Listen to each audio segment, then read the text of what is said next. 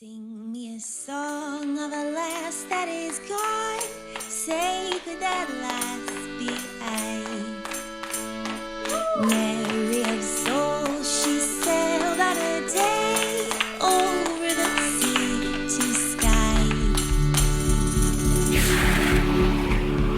Billow and breeze, islands and seas, mountains of rain and sun.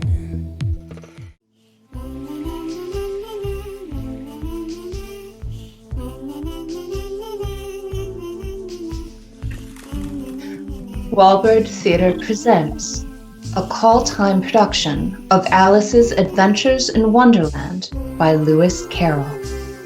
Chapter 6, Pig and Pepper, continued. If I don't take this child away with me, they're sure to kill it in a day or two. Wouldn't it be murder to leave it behind?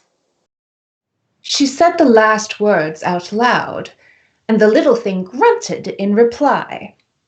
It had left off sneezing by this time.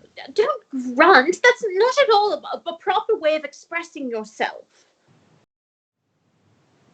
The baby grunted again, and Alice looked very anxiously into its face to see what was the matter with it. There could be no doubt that it had a very turn-up nose, much more like a snout than a real nose. Also, its eyes were getting extremely small for a baby. Altogether, Alice did not like the look of the thing at all. But perhaps it was just sobbing, she thought, and looked into its eyes again to see if there were any tears. No, there were no tears. If you're going to turn into a pig, my dear, I'll have nothing more to do with you. Mind now. The poor little thing sobbed again, or grunted. It was impossible to say which, and they went on for some while in silence. Alice was just beginning to think to herself, Now what am I to do with the creature when I get it home? When it grunted again, so violently, that she looked down into its face in some alarm. This time, there could be no mistake about it.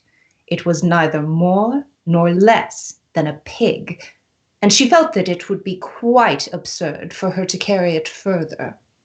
So she set the little creature down and felt quite relieved to see it trot away quietly into the wood. Well, if it had grown up, it would have made a dreadfully ugly child, but it makes rather a handsome pig, I think. And she just began thinking over other children she knew who might do very well as pigs when she was a little startled by seeing the Cheshire cat sitting on a bough of a tree a few yards off.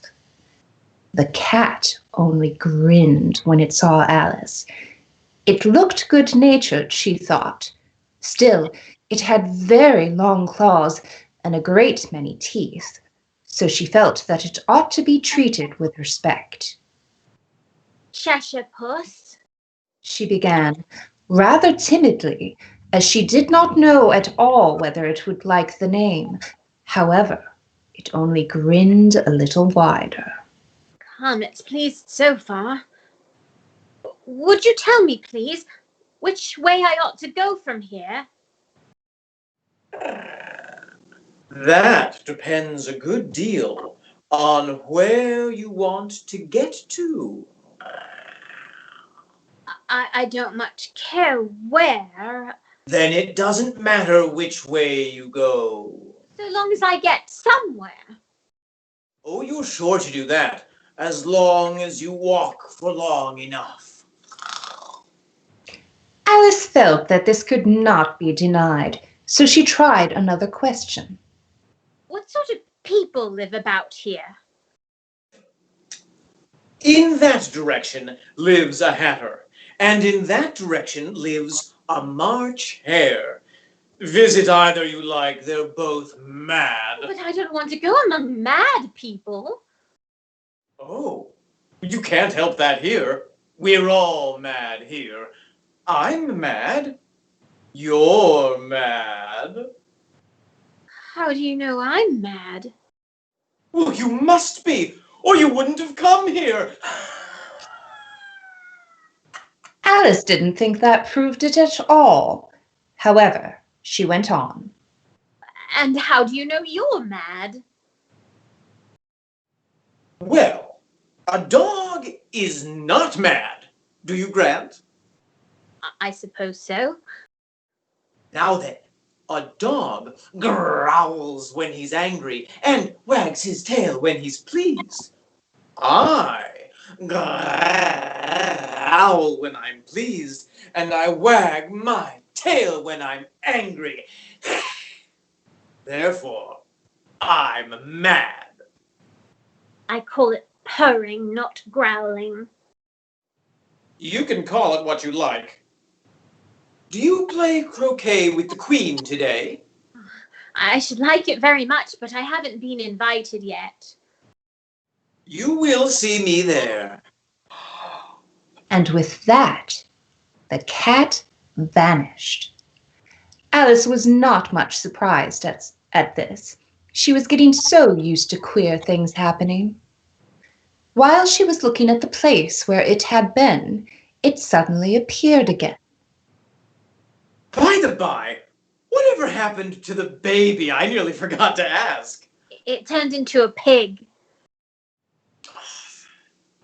I thought it would, said the cat, and vanished again.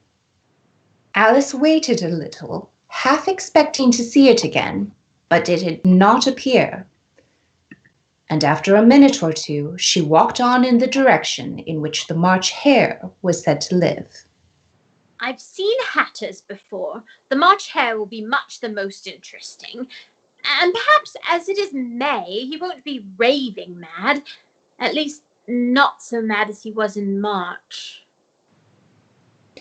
As she said this, she looked up, and there was the cat again, sitting on a branch of a tree.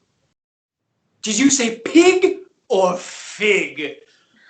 I said pig, and I wish you wouldn't keep appearing and vanishing so suddenly. It's enough to make one giddy. Oh, all right. And this time it vanished quite slowly, beginning with the end of the tail and ending with the grin, which remained some time after the rest of it had gone.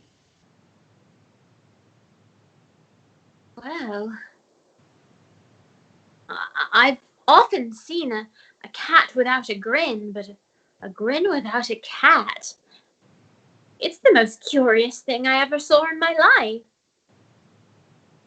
She had not gone much farther before she came in sight of the house of the March Hare. She thought that it must be the right house, because the chimneys were shaped like ears, and the roof was thatched with fur. It was so large a house that she did not like to go nearer till she had nibbled some more of the left-hand bit of mushroom, and raised herself to about 2 feet high. Even then, she walked up towards it rather timidly, saying to herself, Suppose it should be raving mad after all. I almost wish I'd gone to see the Hatter instead.